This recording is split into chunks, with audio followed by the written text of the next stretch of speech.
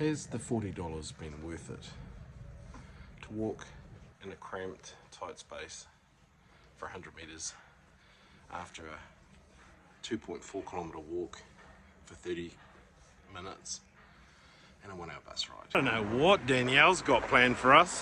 What are you up to, mate? We're quite lost. Hoping we don't wake up in an ice bath with our kidneys missing. One to be a negative Nelly, but I hope this walk and all that's worth it. Come with us on an underground adventure for Gap at 50. Well, it's a pretty warm day today. We are up from -4 to -2. Woo! So we're heading out to go and get some breakfast to give the cleaner a chance to come in and tidy up the room and drop our washing back. So let's see how cold it is out there. -2. Here's just a little side note too. I had this funny feeling like somebody was watching me last night when I was sleeping. I realised it's the architecture of the room we're in. Okay, did you take a picture and send it to them? It's not freezing, is it? It is on the ears though. I haven't got my beanie. So you got to have long hair to cover your ears, keep them warm. That's my little travel hack. Grow your hair long, so when you're in a cold environment for a little while, your ears will be warm. There is ice on the ground though.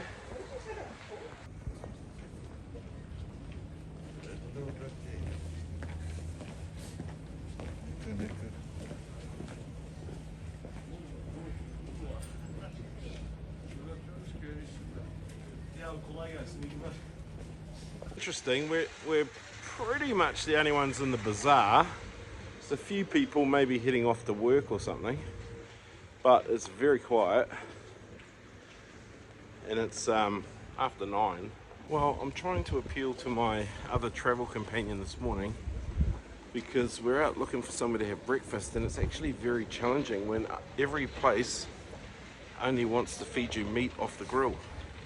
Now I'm alright with that. I don't have a particular challenge with that, but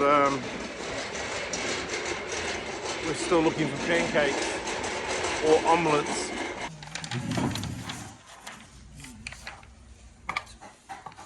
So we've come to a restaurant called Gravor, which was recommended for breakfasts because they do omelettes. We're the only ones on the upstairs floor, which is great because there's no smoking. The view is awesome just out the window. And Danielle said, funnily enough, she says, oh, this is the last cafe we come to and it's got what we want. Anyway, it's the last one from where we walked, but it's the very first one when you get into the square here in Old Town. So I think they're a little bit geared towards tourists. Water is going to cost you 7 marks. That's really expensive. So that's like 6 New Zealand dollars, and it's not even a litre. So Probably the same as home. Bring your wallet. Okay, well, this is what breakfast looks like. We are meat, cheese, salty donuts, they call them. We actually got a heap of cheese on here. Danielle's having the omelette and salad with a side of bread. And I think mine's very Mediterranean or Turkish. Danielle's is sort of weird.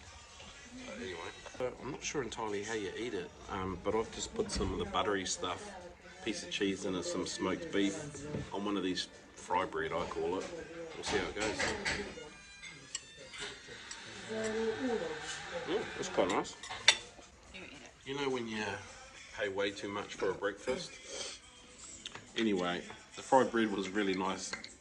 I enjoyed that, made me think of home. But yeah, sort of 20 bucks each for breakfast is a bit of a death blow on a travel budget. So we'll probably just skip lunch now and dinner, maybe breakfast tomorrow. Today we're catching the bus to the Tunnel of Hope, or the Tunnel of, I forgot what the other word is. Salvation. Or the Tunnel of Salvation. It's probably going to take us about almost an hour and a half on the bus to get from our side of the city to the other side near the airport where the Tunnel of Hope is. And we'll tell you more about it when we get there. So the drivers are very particular about their union rules. This is the bus here we've got to catch. He stopped there, we hopped on it. He said, no, off. So we have to come back down and wait 10 meters away until he drives forward and then we get on. I was going to say so you could have a smoke. I guess I just did. No, it's not a bus, is it? No, it's easy. We might just get back on the bus tomorrow and lose our other phone. Okay, that was a really efficient bus ride. It said it was 31 minutes. It's been 31 minutes and we've now got a 30-minute walk, unless Danielle can see and wave us down a taxi. Okay, well what's really weird about this is we're just off the bus in a residential apartment block area and we've just got to kick into a 30-minute walk. There's no public transport that goes all the way to it, so it's a bit of a tricky one really. I think it is a true 30-minute walk as well. What has Danielle chosen for us? So you either pay the $40 or $50 on the taxi. I don't know what Danielle's got planned for us. What are you up to, mate? She's trying to kill us.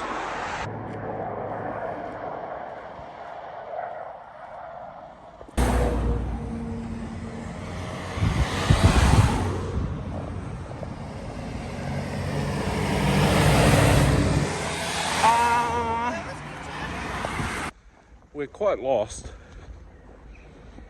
Like, you wouldn't think this was a route to a major tourist location or tourist hotspot. We're just wandering around back streets and alleys and hoping we don't wake up in an ice bath with our kidneys missing.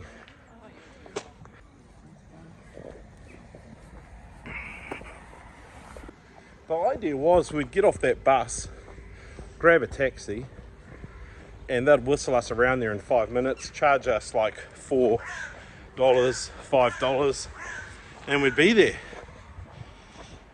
There ain't no taxis around here.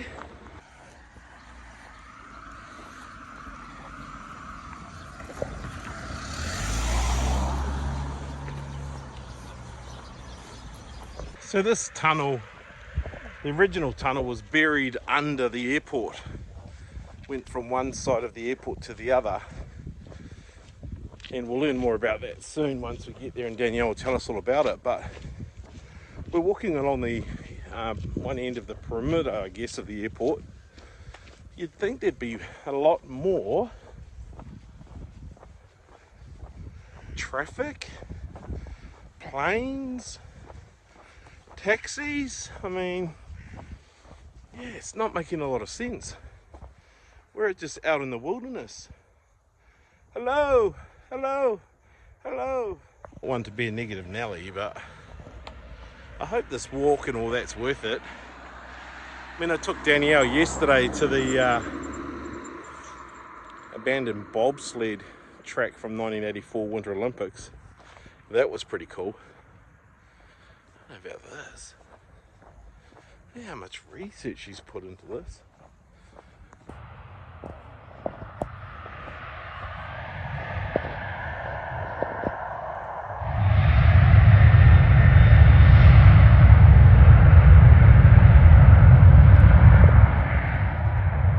We'll be back here tomorrow, so we don't have to walk with all our bags.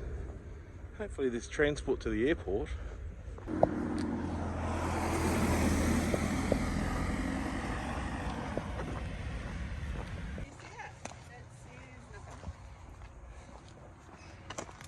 Just a bus. Interesting, really. We're walking to the Tunnel of Life, the Tunnel of Salvation, the Tunnel of Hope, in between a cemetery, listening to gunshots and explosions coming from the airport, which this whole area would have been like that at the time. I think you're just trying to clear the runway from swans or birds or something. But interesting.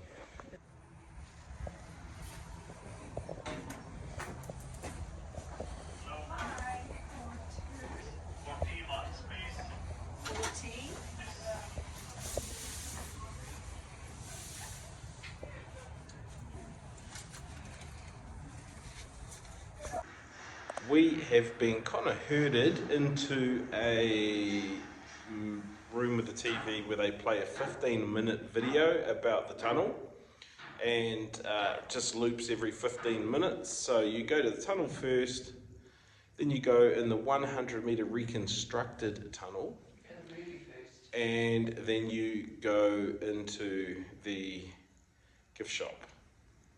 You said you go to the tunnel first. Just wanted to say you pay 20 mark, Bosnian mark, which is about 18 NZ, and they only take cash, so make sure you bring cash. They won't have FPOS here for you.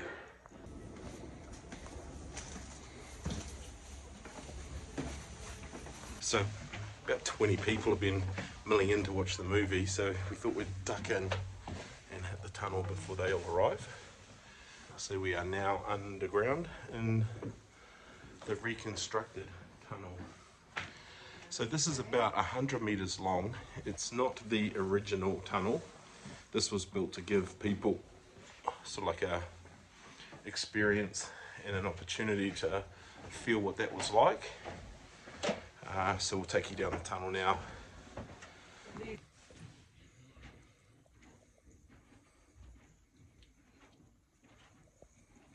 For a minute we were the only ones down here. Glad we came now then, eh?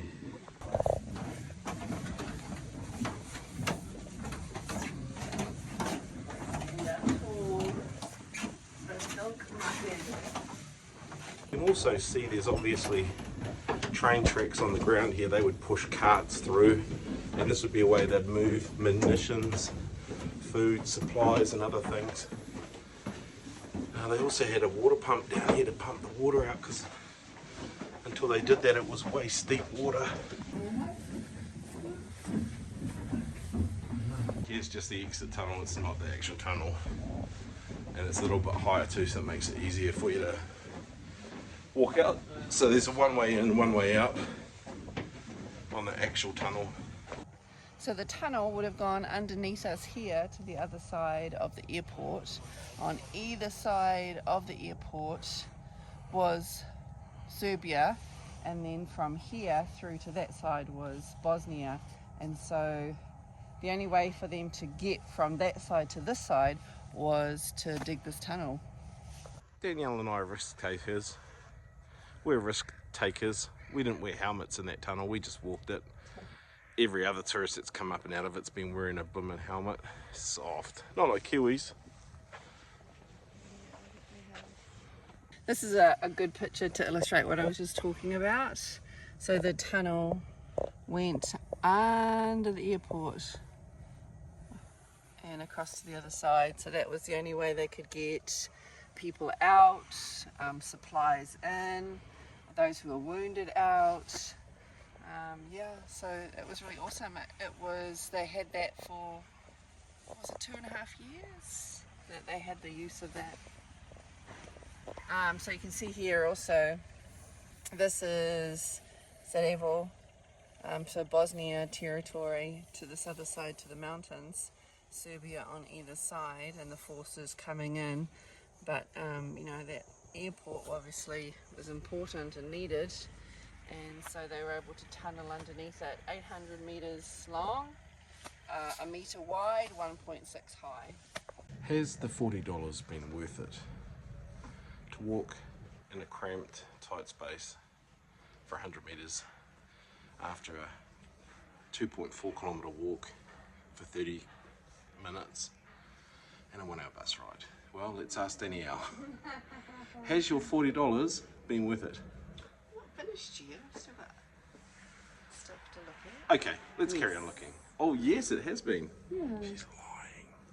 Just because this was her choice.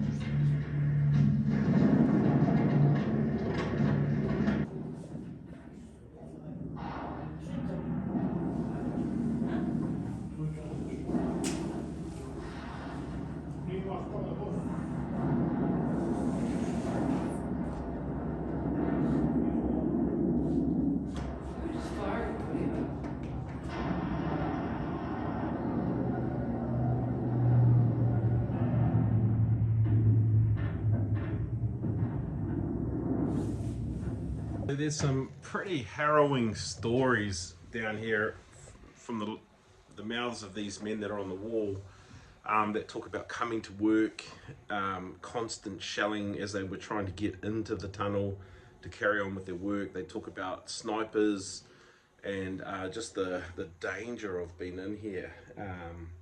Not just the external dangers when they're getting bombed, shelled and shot at, but also just the conditions of working down here. And looking at the pictures, they weren't like really young guys. These men look like they're in their 40s, 50s and 60s. Majority of them. On this wall here is the names of 11,541 people that were killed during the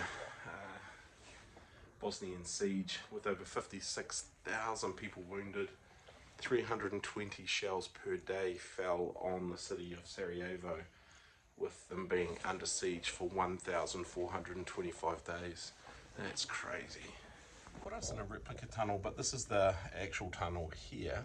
You used to be able to apparently go in for 25 meters to walk in and touch the real McCoy. I guess I can touch that. Look at all these bullet holes. They're just all over the wall of the house. Okay, that's worked out a little bit better for us. So what I'll just, these are the words and thoughts of Trevor Beatson, as you're not in any way reflect Danielle Beatson. I want to say, she's right here. It's kind of hard to tell the truth, what I think. So I'll just say, if you can't say anything nice, don't say anything at all.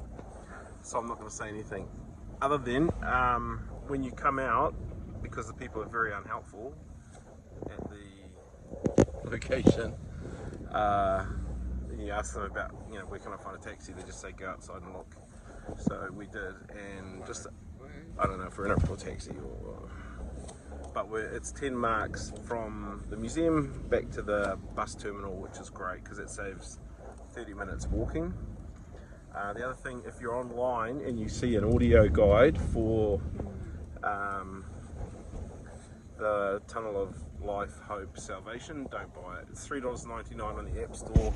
It won't work for you, and it's a waste of time getting it. So don't do that.